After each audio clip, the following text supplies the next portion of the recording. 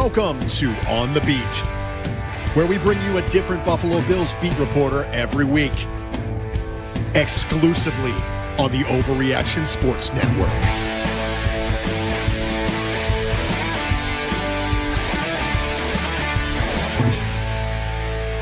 Well, what is going on, everybody? Welcome everybody into this episode of On the Beat, brought to you exclusively on the Overreaction Buffalo Sports Network, presented by FanDuel. This is a show, as Bruce Nolan just said, where we bring you a different Buffalo Bills beat reporter every single week to talk about what's going on with the Buffalo Bills, and we've got some news for you today. My name is Joe Miller. You can find me on Twitter at Joe Miller Wired. Please do us a favor. Please like, please subscribe. Whatever platform you are consuming this presentation on right now, hit that like button, hit that subscribe button. Want to get right to it. The Buffalo Bills have been around and about, interviewed a whole bunch of people, and today on the show, we've got one half of the Buffalo Shout podcast, Syracuse.com's Matt Parrino, friend of the show. Matt, the Buffalo Bills have found their guy.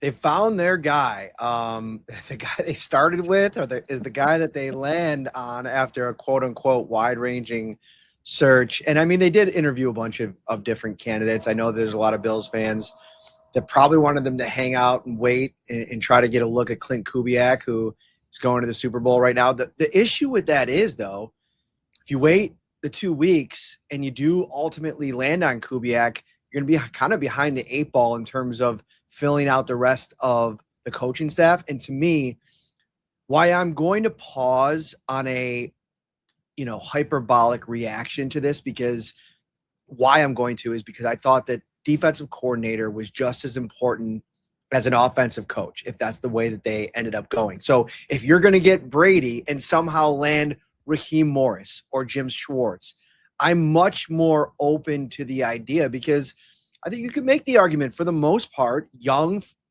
play caller and Joe Brady, his second stint in Buffalo, there's been a lot of success with Josh Allen over the last couple of years. And if you want to make the argument that it's been the defense that's been holding you back, I think you can make that argument. And this is obviously something that I would imagine Josh Allen signed off on. We don't know how much of a say he necessarily had on it, other than the reports that are coming out that, you could probably put two and two together where those are coming from. Mm-hmm. And, now you move forward with Joe Brady in place. And the one thing that has been coming out this morning, is that this is something with Brady where they sat back and were wowed, quote unquote, with his ability to sell himself as a leader, sell himself as a CEO. So now the other layer of this is he going to call plays still? Or is he going to bring in an offensive coordinator to call plays so that he can focus on the game management piece, which I think we could probably both agree that that's something that a lot of Bills fans took issue with their last regime. So a lot of questions, more questions than answers at this point, but we're trying to kind of put all the pieces together. Yeah, so it is Joe Brady. And there's a lot of questions, as you said, even still, to include coordinators. Now, what's interesting about Jim Schwartz, which I would love Jim Schwartz back in Buffalo. I felt like he never should have left Buffalo. Who knows? But the Cleveland Browns, apparently it was reported today, cannot get a candidate to stick because whoever is interviewing is being told that Jim Schwartz has to stay. So I'm not sure that he is available. To your point, Raheem Morris is nice, but it begs the question, Bobby Babbitt still in play here? Not for me, is not. If you're moving off of Sean McDermott and you bring back the guy that McDermott wouldn't even let call plays at times during his tenure, I just don't know how you sell that vision unless it's truly this was a complete break from the man, which I think is also a really hard sell given the reaction that we've seen over the last week.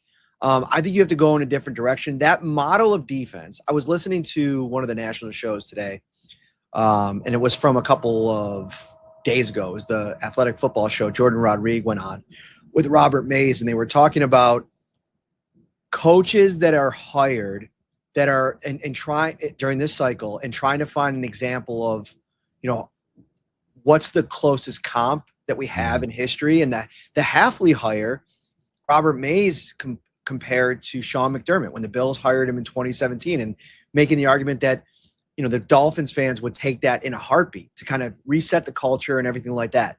The stat that he brought up that I thought was really interesting was the fact that even as defensive coordinator, as good as those Panthers defenses were, they never ranked higher than 12th in the league in EPA per play on defense. And that's not necessarily a dominant defense back then when he was doing what he got his job for. And I think you can make the argument that even throughout all the success the Bills defense had, at no point during this tenure have they ever been a dominant defense where they were shutting teams down on the other side of the ball. And I think that's what you want. Like, right. You can look at all the numbers for Joe Brady over the last 2 seasons, and you can kind of make an argument that they've been a dominant group that's produced the league's MVP in 2024, the league's rushing champion in 2025. So now if they can find an answer on defense, to me, that's the big thing. And I just don't see how that's Babbage. Yeah, I somewhat agree. I think the hard part for me in that conversation as far as who comes in as defensive coordinator is and it's funny because Jerry Ostrowski disagrees with me a little bit, not crazy disagrees. I don't want to see them bringing a 3-4 guy. Like right. I don't know that we've got the cap space, the ability to maneuver, to retool an entire defense. And Jerry said, we're a nose tackle away. Effectively, we're kind of set up for a 3-4.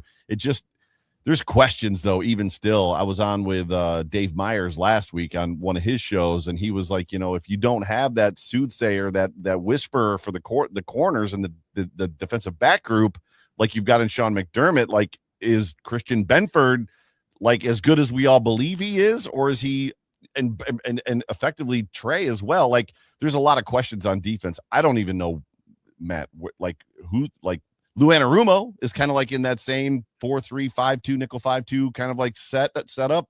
I don't even know what the guy. What's his answer? What's Joe Brady like? Does Joe Brady have a guy in his back pocket? He's got to sell that, right? Like, look, to your point, I made Josh Allen an MVP. James Cook is a rushing leader. What we need to do is play defense, and he's right. And I've got a guy, or this is how I envision us playing defense, and this is what we're going to do. Where does this go? It's a great question. And I think that, to me, what I like most about the Morris idea, and Schwartz has done it in multiple stops. Mm-hmm. So if he is in the mix, I definitely could make him at the top of the list consideration. But the thing I like about Morris is you go back to the Rams defenses under him, and they were dominant, right? Like they found ways to affect the quarterback. Mm-hmm. And then even in Atlanta, although you could make the argument that it's been kind of a flop for him, what they did with that defense last offseason should be the model for what the Bills need to do their own selves in this year's draft and free agency, going out and just rebuilding their defensive line. They're going to have to do it again. I doubt Epenesa's back. He's a McDermott guy. Right. I doubt even Joey Bosa's back because of how much he fell off. I mean, if you can get him back on a cheap deal and you want to throw another dart there, okay, I would listen to it. The price has got to be right. And then you're remaking that whole thing. I don't think, breaking news, Daquan Jones is coming back to the Bills after his commentary about the New England Patriots. And again, he played for Vrabel in Tennessee. I get that connection. Twitterless Daquan Jones. Oh, did he? He closed his account today. Yes. Oh, wow. All right. That a boy. And then you saw the Jerry Hughes stuff. I'm yes, sure. Yes. It has just been open season all of a sudden, which is, I don't know where I land on all that, because were you just kind of waiting till it ended for McDermott to kind of air the dirty laundry? Like, I don't love that either. Like, nobody really came out. I'm surprised that Hughes didn't say something about this sooner, like to bring it up now. It is what it is. But I don't know. It is a shame in the moment here, because it's been such a remarkable run of Bills football under Sean McDermott. There's been so much to enjoy about it on the heels of what was the 17 years prior, that it's just such a messy end to something that had so many great high points, and people will remember it a lot more fondly. Mm-hmm. I think even the biggest McDermott detractors than it's happening right now. But it does feel like the team is in a very unsettling place after years of comfort for Bills fans with the operation of the organization, the lockstep between the GM and the head coach, ownership mainly staying out of the picture for obvious reasons. And now, people around the league are watching this, and I think a lot of people are like, oh wow, this is unsettling. This might be the demise for the Bills in a lot of ways.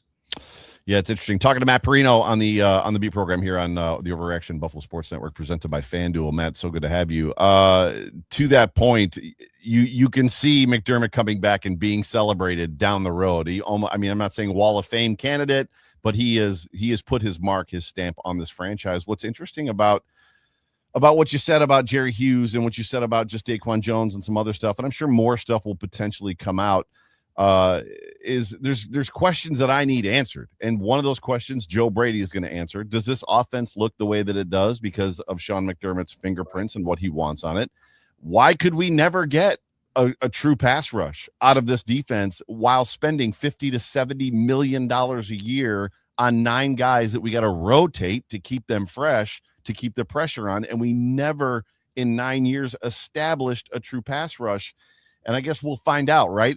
Depending on who they keep, if AJ goes, if AJ stays, we'll find out if some of those questions are answered. But what's interesting is some of the names that were beat out, that Joe Brady beat out. Again, he was the first one, but Brian Dable obviously interviewed Lou Anarumo, interviewed Phillip Rivers, surprise, and interviewed Anthony Lynn, interviewed Anthony Weaver, interviewed Greg Udinsky, interviewed, and then obviously Mike McDaniel pulled out, and they just recently interviewed Davis Webb.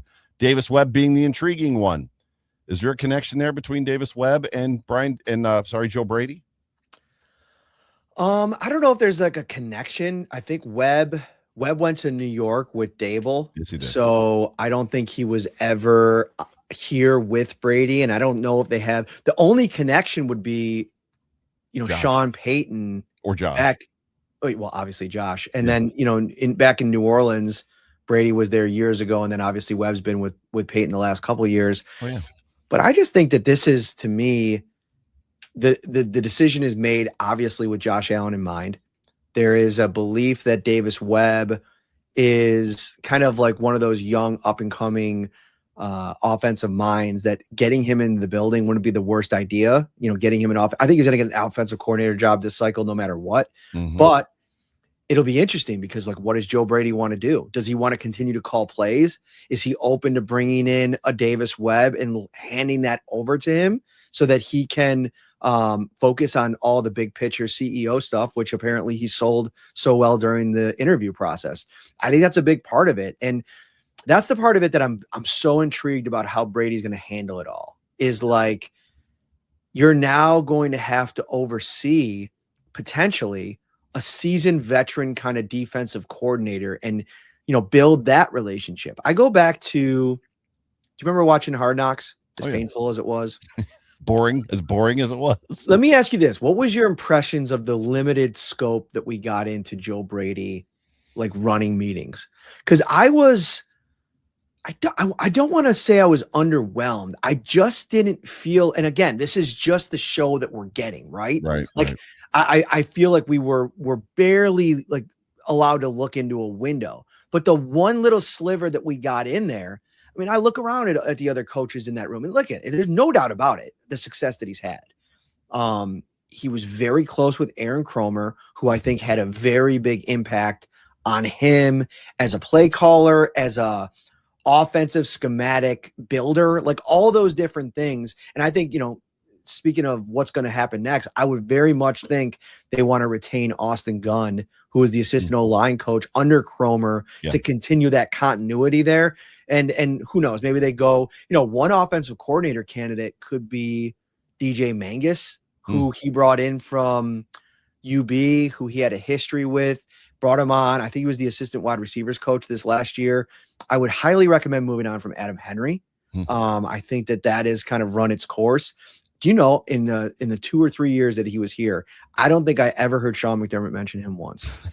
And that's, knowing what we know about that receiver room, how much does Adam Henry play into all of that? So, really the podcasts that are going to happen after we have a clear picture of this staff are going to be must listen.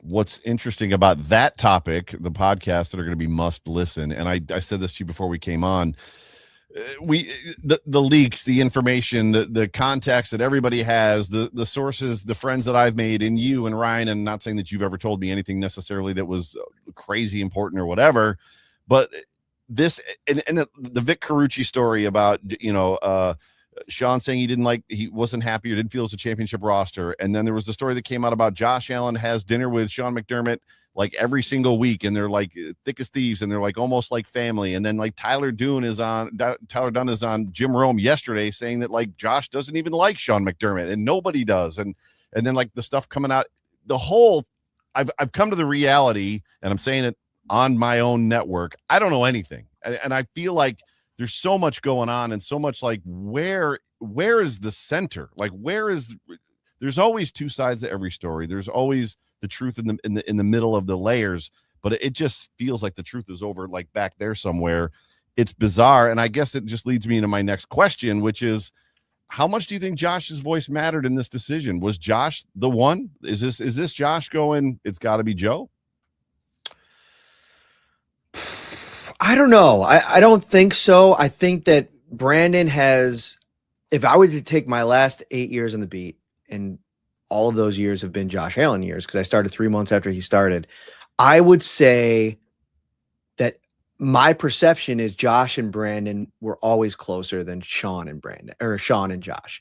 Like, that's just a perception. Like, they play golf together. Right. They just have that kind of buddy-buddy relationship. And to Sean's credit, I always think that there was an element of, I'm your coach, right? Like, there's going to be hard conversations that we have to have. And maybe it's not the best dynamic to have, to be buddy-buddy with your quarterback. Now, I do think there was a lot of respect there. I think their relationship grew a ton over the years. But if you go back and read that Sean McDermott Athletic story, which was very good, by the way, I mean, Dan Pompei does a great job at the Athletic. But do you think it's a little strange that for the first time in 9 seasons as head coach, Sean McDermott greenlit an interview with his wife for a story?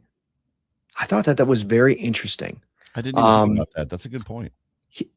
They've just not been accessible. Like, they're not really around at training camps, the kids, right? Like, all that kind of stuff. So my perception of that is, things were eventually going to come to a head here if they weren't winning. Right. And what are you going to do as a coach if, you're going to end up having to maybe be searching for a job at some point, or anticipating that, is you're going to start to get the PR train rolling a little bit, right? And so that, to me, screamed PR campaign. Yeah. And I think Sean McDermott's arc as a humanizing figure is also, there's probably a little PR, built into that. And that's the game. I mean, all of these folks are doing that and angling, and, even if it's week to week, Sean trying to only say certain thing in press conferences because he doesn't want to get too much information out. Like, the whole thing is a huge game of cat and mouse, of chess and checkers and everything like that in between. So I think that, did Josh Allen have a say in the Joe Brady thing? Sure. Is he close with Joe Brady? Sure. But I think if that was the determining factor of, is Josh going to be cool with this hire, I think that they're setting things up for a bad situation, because this was supposed to be a wide-ranging search, and you were supposed to go find the person that was going to get you over the hump. Joe Brady is stepping in to the fire. Oh, yeah. I asked Terry Pagula last week. He was asked by Mike Catalana, like, what is the selling point to this job for the next head coach? Like, how much pressure is on this guy?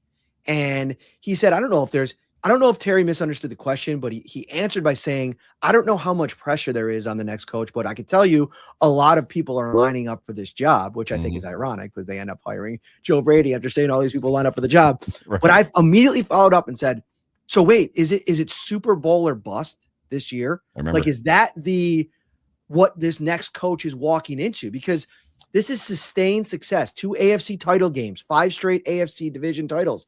Those things, by making this decision, are no longer an acceptable outcome correct? Right. And he said, we can't do that. It's do your best job, which I think is kind of funny because how is that where you land after I almost feel like your moves, even before you ever spoke, set up the fact that this is now you have to go to the Super Bowl or else. Right.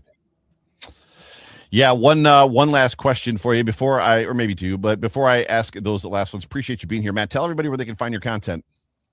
You can find us on the Shout podcast platform on all the different platforms, YouTube, Apple, Spotify, wherever you get it. We stream on X and Facebook as well. And then at Matt Parrino on X is probably where everything is funneled through. Yeah, super good. Super good. Must follows, must listens, both you and Ryan. Just expounding on the Josh Allen piece, there's the Joe Brady hire to me is just bizarre in as much as me asking you the question, did Josh Allen have a say? We know Josh Allen's relationship with Dable. We know Josh Allen's relationship with Davis Webb. There was things inside of that relationship this year. And again, we don't know how much of it was Sean McDermott. And I'm sure a lot of it's going to get blamed, as has already happened, on Sean McDermott. It's all that guy's fault. But things that stick out to me, before Ken Dorsey got fired, Josh Allen saying to you guys after games, I'm just running the plays that are called. That was when he said that this year about Joe Brady, I was like, whoa, like this is not good, because that was literally what he said before Ken Dorsey got fired. And then there's the what are we doing moment in the Texans game. I was at that game. It was atrocious. There's been times this offense hasn't looked great. Can you, I don't know how to ask this question the right way. What, you have more access to these guys than we have as fans, and I'm a fan. What are we getting? Where do you feel like, where's the real Joe Brady? Will the real Joe Brady please stand up? I guess is the question I'm asking. What are we getting? So I think Brady stepped into a tough situation at the start, right? Mm-hmm. Like offensive coordinator's fired, you're thrown. So maybe in a way he's ready for what he's being thrown into here, because he was kind of thrown into it with Josh Allen in his prime back in 2023. Right. And what I think he was a part of, and this is what I think, reading between the lines, the Bills are betting on here. He was tasked with, if you remember at the end of the Brian Dable era and then into the Ken Dorsey era, Sean McDermott's frustration was that this wasn't a two-dimensional offense. Correct. And so what's been time spent over the last 2.5 seasons was building this thing into a running, passing, equal threat offensive attack. And I think in a lot of ways, Brady's accomplished that for the most part. Yes.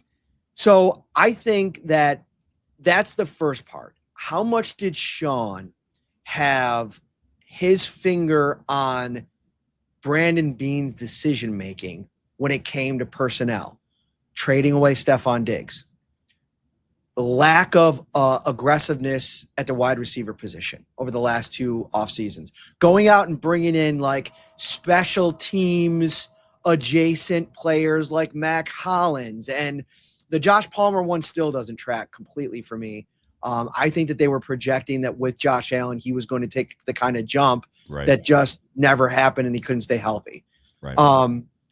But the offensive line being built under Joe Brady's watch, James Cook taking off under Joe Brady's watch, Allen's MVP season, all of those things, I think Brady gets to wear a little bit of the credit for that, and gets a little bit of the credit for that.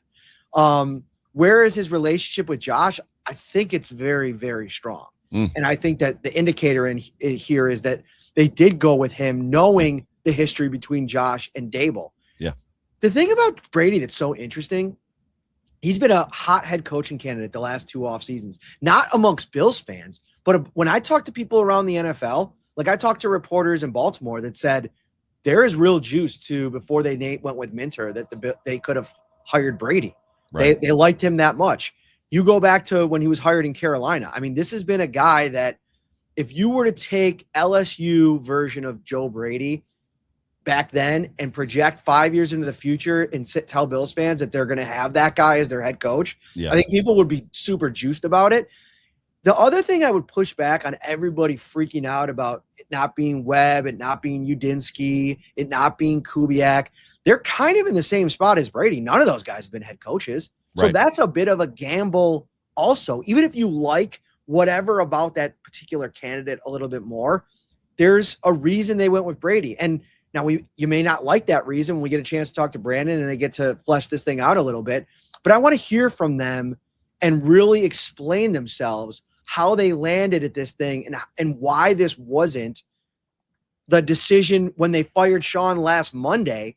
Like, were you moved to Brady? Did you go in with an idea that Brady might be the guy? Like, that process is going to be really important. And that messaging from Brandon, I think, is going to be really important. Yeah, super good. Matt, it is a very busy day for you.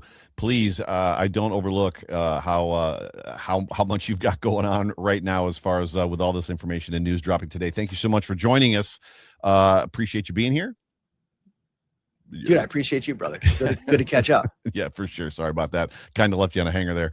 But everybody, thank you so much for joining us. Tomorrow, Wednesday, 7 Days to Sunday with Jerry Ostrowski and Zig Fracassi. And then, of course, the walkthrough with Anthony Marino on Saturday. No Mafia bets this week as there is no NFL games. But ladies and gentlemen, thank you so much for tuning into On the Beat on the Overreaction Buffalo Sports Network, presented by FanDuel. For me, for John, for Jerry, for all of us here at Overreaction. Appreciate you guys. Love you. Go Bills.